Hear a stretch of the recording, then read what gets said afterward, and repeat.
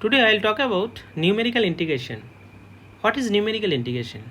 The integral of a function for ax to b can be interpreted as the area between fx curve and x-axis bounded by the limit x is equal to a and x is equal to b. This interpretation can be expressed as follow: integration is equal to a to b function of integration of a to b fx dx, where integration represents the integral sign. A and b are the lower and upper limits of integration respectively, and fx is the function being integrated and dx indicates the variable of the integration. Means, what does it mean that I is equal to integration a to b fx dx? That actually means that if you take the function and if you plot that, so now x interval x is equal to a to b, what will be the integration? So that integration will be the area under the curve. Now here, that is this is the x-axis, and this is fx axis. Now if you plot fx, here I am taking x square, so plot is like that. Now if I take the limit x is equal to a, or maybe x is equal to, here a is equal to 0 and x is or b is equal to 1. So now if I take that limit, so what will be the area under the curve? So that is actually the integration. So that is graphical representation of integration. So here the shaded area is actually area under the curve. So that is here integration of 0 to 1 x square dx. Now if we find out the area of this if we find the shaded area, we can easily say what will be the value of the integration of 0 to 1 x square dx. Now here are common numerical integration method. So one popular method is trapezoidal rule. Okay, so obviously so I'm not going to the derivation. Here I'm just giving the formula. So that here the trapezoidal rule approximate the area under the curve by dividing the interval into trapezoids, and it assumes that function is a linear between consecutive points. And the formula for the trapezoid rule is, so that is important. So this yellow color shaded formula is very important. So integration of a to b fx dx is equal to h by 2 f of a plus 2 into I to n minus 1 fxi plus fb. So remember this formula when we will solve the problem. So this formula is very useful.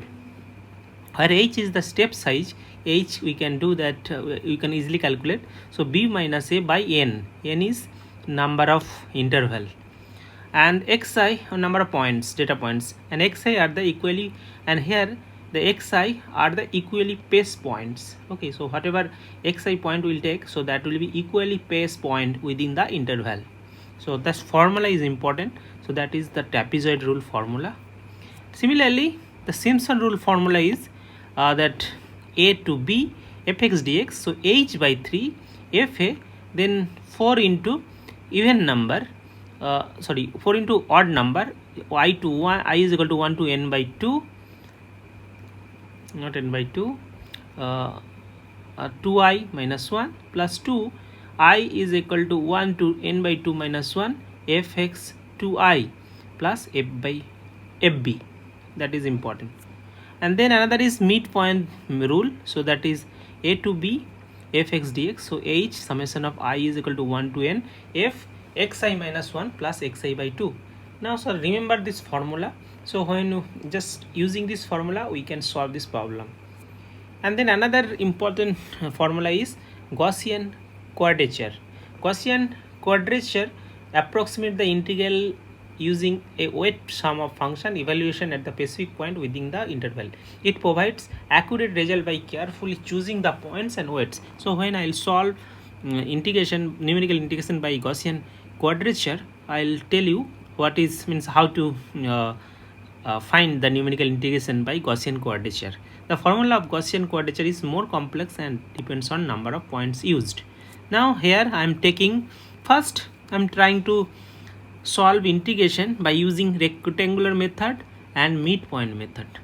Now here example is given, approximating the integral of fx x square from 0 to 1 using the regular rectangular rule and midpoint rule within 4 sub interval. So using 4 sub interval, we have to calculate what will be the integration of x square 0 to 1. So now we can do that by analytically. So that will be x cube by 3 and 0 to 1. So if we put that, so ultimately that value will be, integration will be 1 by 3. That will be 0.33333. Okay, now we have to calculate by rectangular rule and midpoint rule, and I will see how much is the error. Now here a is 0, that is the lower limit, b is equal to 1, this is upper limit, n is actually 4, that is the sub interval. Now h will be b minus a by n, so that is h is 1 by 4. Now we know, first we have to calculate that x point. So xi, we know xi is equal to a plus I into h. I is equal to 0, a is equal to 0, I is that data points, so that is 4 in sub interval, obviously 1 2 3 4 means 1 2 3 4 5 points. Now from here we can put, so when I is equal to 0, that x0 is actually 0, that is initial point. Then x1 will be, that is that h step size is 1 4, means after 0 to plus 1 by 4, so that will be the x1 point. X2 point will be 1 by 2, x3 point will be 3 by 4, and x4 point will be 1. Like here if you take, that is a 0 and this is 1. Now if you, this is 1 2 3 4, now this will be, so this is x axis. Okay, so this is 1 by 4, 1 by 2, 3 by 4. Okay, so this is 1. Okay, so this is 1, 3 by 4 1. So this is x0, x1, x2, x3 and x4. Now after getting the data point, so according to that, so first we have to evaluate the fxi. So we know that f is equal to x square. Now we are putting fx0, so that 0 square is 0, fx1 1 by 4 square 1 by 16, fx2 that f of half square 1 by 4, fx3 is equal to f3 by 4 is equal to 3 by 4 square 9 by 16, fx4 is equal to f1 square is equal to 1.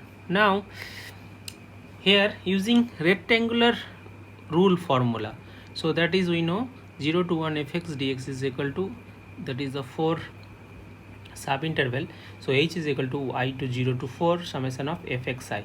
So 1 by 4 is the h, and then fxi we are putting the value 0 1 by 16 1 by 4 9 by 16 plus 1. So after doing the calculation, we are getting by using rectangular rule formula, that is 0.46874, and analytically we got 0.333. so that will give large error. Now going for midpoint rule, so we have to take the midpoint of two data point. So here a midpoint, that point we have to take.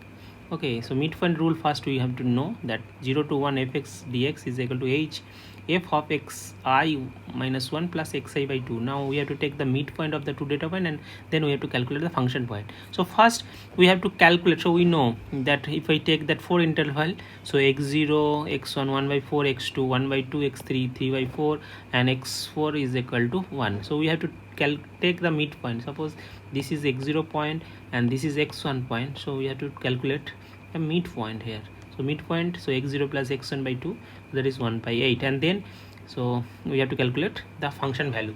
So now for I is equal to 2, midpoint will be 3 by 8, I is equal to 3, x3m is x2 plus x3 by 2, so the half plus 3 by 4 by 2, that is 5 by 8. For I is equal to 4, 4m is equal to x3 plus x4 by 2, so that will be 7 by 8. So we are getting the midpoint value, and then we have to calculate the functional value. So function at that xm means we know that f is equal to x square. Now x1m midpoint function value will be 1 by 8 square.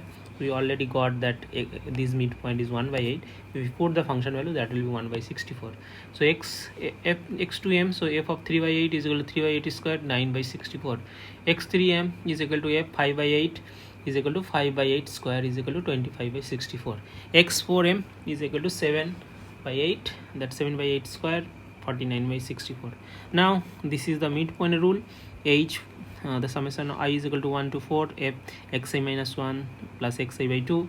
Now if h is equal to 1 by 4, now if we plug all this value, we will get 0.328125, and analytical I is equal to 0.333. Now we are getting nearly similar result. So midpoint rule will give better result than rectangular rule. Okay, so now you know what is rectangular rule and midpoint rule. So that's it for today. Next I'll talk about trapezoidal rule, and then I'll talk Simpson rule, and then I'll talk about Gauss quadrature, 2-point and 3-point rule. Okay, so now that's it for today.